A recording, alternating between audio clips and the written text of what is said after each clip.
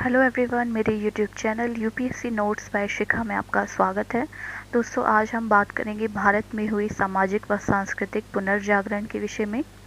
भारत में सामाजिक व सांस्कृतिक पुनर्जागरण, पश्चिमी औपनिवेशिक शासन, पश्चिमी उदारवादी विचार एवं शिक्षा, भारतवर्ष के गौरवशाली अतीत की चेतना की जागृति व पाश्चात्य एवं भारतीय संस्कृति के संघर्ष तथा भारतीयों के अथक प्रयासों के परिणाम स्वरूप ही आया।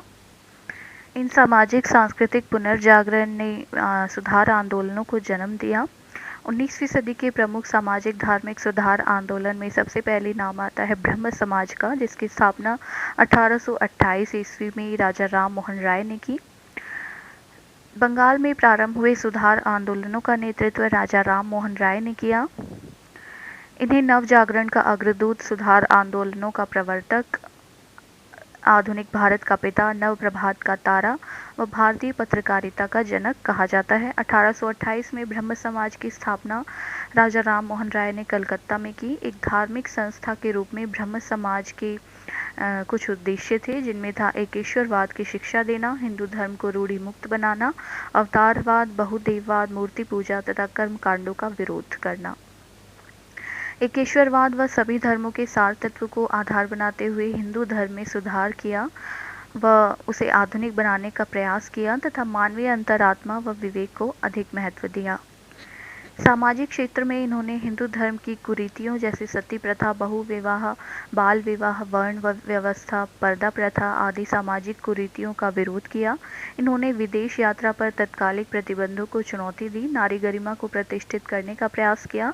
सर्वप्रथम राजा राम मोहन राय ने ही सती प्रथा के विरोध में लंबा आंदोलन चलाया। साथ ही नारी शिक्षा, विधवा पुनर्विवाह व अंतरजातीय विवाह को समर्थन दिया। राजनीतिक उत्थान व राष्ट्रीय चेतना का जागरण भी उनके सुधारों का प्रमुख लक्ष्य रहा। जाति प्रथा का विरोध व एकेश्वरवाद का संदेश देकर उन्होंने भारतीय समाज की एकता का आधार तैयार किया। देश में शिक्षा के प्रचार प्रसार के लिए स्कूलों व कॉलेजों की स्थापना की।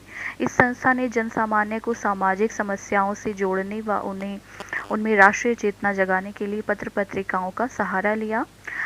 राजा राम मोहन राय का पहला ग्रंथ तोहफत उल मुहद्दीन यानी एकेश्वरवादियों को उपहार फारसी में लिखा गया। एकेश्वरवादी मत के प्रचार हेतु 1815 ईस्वी में आत्मीय सभा का गठन किया गया। साथ ही प्रिसेप्ट्स ऑफ जीसस 1820 में, बंगाली पत्रिका संवाद कौमुदी की रचना 1821 में और फारसी में मिरातुल अखबार जिसकी रचना 1822 में की गई।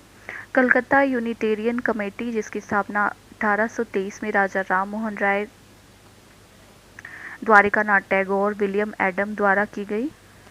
इसके अलावा राजा राम मोहन राय ने ब्रह्मनिकल मैगजीन जो इंग्लिश में लिखी गई उसकी रचना की गई। डेविड हेयर के सहयोग से कलकत्ता में हिंदू कॉलेज जो 1817 में स्थापित किया तथा 1825 में वेदांत कॉलेज की स्थापना की।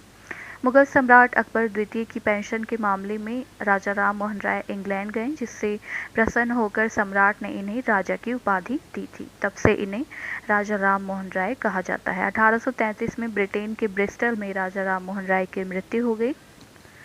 1833 में राजा राम मोहन राय के पश्चात ब्रह्म समाज का संचालन द्वारिकानाथ टैगोर व पंडित रामचंद्र विद्या वागीश ने किया। तत्पश्चात 1843 में देवेंद्र नाथ टैगोर ने ब्रह्म समाज का नेतृत्व संभाला। देवेंद्र नाथ टैगोर ने 1839 में सत्य की खोज के उद्देश्य से कलकत्ता के जोरासाकी में तत्वबोधिनी या रंजनी सभा की स्थापना की।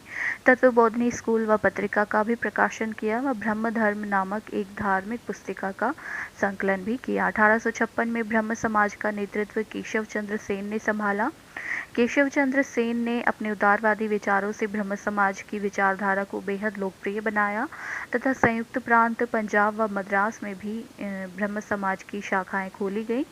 केशव चंद्र सेन ने अपने युवक अनुयायियों के साथ मिलकर संगत सभा का गठन किया। केशव चंद्र सेन के उदारवादी विचारों से उनके तथा परंपरागत विचारधारा वाले ब्रह्म समाजियों के बीच मतभेद उत्पन्न हो गए। परिणाम स्वरूप 1865 में देवेंद्र नाथ टैगोर ने केशव चंद्र सेन को आचार्य की पदवी से अपदस्थ कर दिया। तत्पश्चात 1866 में केशव चंद्र सेन ने एक नए संगठन नवीन ब्रह्म समाज या भारतवर्षीय ब्रह्म समाज की स्थापना की तथा रविंद्रनाथ टैगोर के नेतृत्व वाला समूह आदि ब्रह्म समाज कहलाया। 1868 में केशव चंद्र सेन ने टेबरेनेकल ऑफ न्यू डिस्पेंसेशन नामक संघ की स्थापना की। 1870 में इन्होंने हिंदू पुनरुद्धारक प्रवक्ता के रूप में इंग्लैंड की यात्रा की। वहां से लौटने के बाद इन्होंने इंडियन रिफॉर्म एसोसिएशन संस्था का गठन किया, जिसे भारतीय सुधार संघ के नाम से जाना जाता है। 1872 में उनके प्रयासों से ब्रह्म मैरिज एक्ट 1872 को कानूनी मान्यता प्राप्त हो गई, जिसमें 14 वर्ष से कम आयु की बालिकाओं तथा 18 वर्ष से कम आयु के बालकों का विवाह वर्जित कर दिया गया। उनके संपादकत्व में इंडियन मिरर नामक दैनिक समाचार पत्र का प्रकाशन 1861 से आरंभ हुआ, जो कि एक इंग्लिश दैनिक समाचार पत्र था। ब्रह्म समाज का द्वितीय विभाजन 1878 ईस्वी में तब हुआ जब केशव चंद्र सेन ने ब्रह्म विवाह अधिनियम 1872 का उल्लंघन करते हुए अपनी पुत्री की अल्पायु में कूच विहार के राजा से विवाह कर दिया। 1878 में ब्रह्म समाज से अलग हुए गुट ने, जिसमें शामिल थे शिवनाथ शास्त्री, द्वारिकानाथ गांगुली, आनंद मोहन बोस, विपिन चंद्र पाल व सुरेंद्र नाथ बनर्जी। इन्होंने साधारण ब्रह्म समाज की स्थापना की, जिनका उद्देश्य जाति प्रथा, मूर्ति पूजा का विरोध व नारी मुक्ति का समर्थन करना था। तो इस प्रकार राजा राम मोहन राय द्वारा स्थापित ब्रह्म समाज का 2 बार विभाजन हुआ और आधुनिक भारत में सामाजिक सांस्कृतिक पुनर्जागरण में ब्रह्म समाज ने महत्वपूर्ण भूमिका निभाई। तो दोस्तों, आज हमने आपको ब्रह्म समाज के विषय में जानकारी दी। नेक्स्ट वीडियो में हम आपको आर्य समाज व प्रार्थना समाज के विषय में महत्वपूर्ण जानकारियाँ देंगे। तो दोस्तों, अगर आपको हमारी वीडियो पसंद आए तो हमारे चैनल को सब्सक्राइब करें और बेल आइकन का बटन